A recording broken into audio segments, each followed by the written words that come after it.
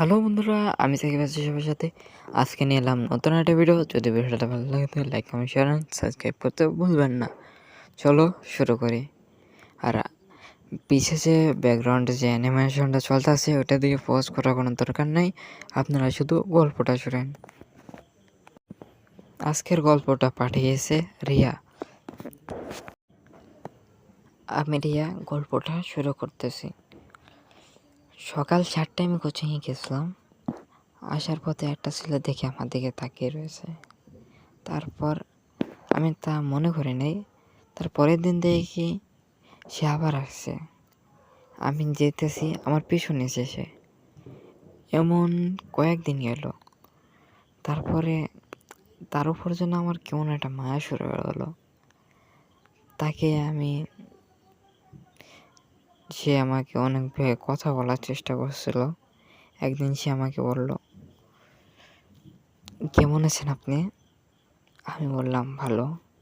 সে বলল, আপনাদের বাসা কোথায়? আমি বললাম না। তারপর সে বলল কি সে আমাকে ভালোবাসে। আমি কিছু বললাম না।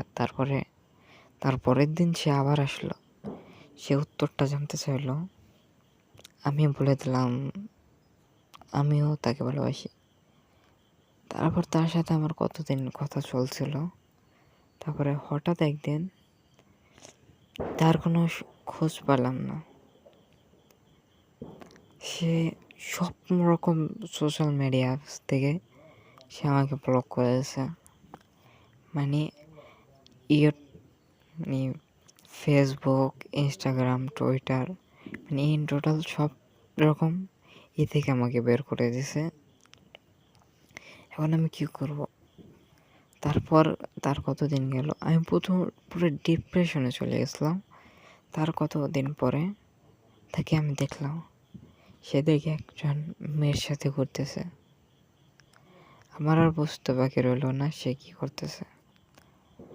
আমি রিয়া গল্পটা শেষ করলাম। আজকের ভিডিওটা এই পর্যন্তই। যদি ভিডিও ভালো লাগে like, comment, share and subscribe করে দেবেন।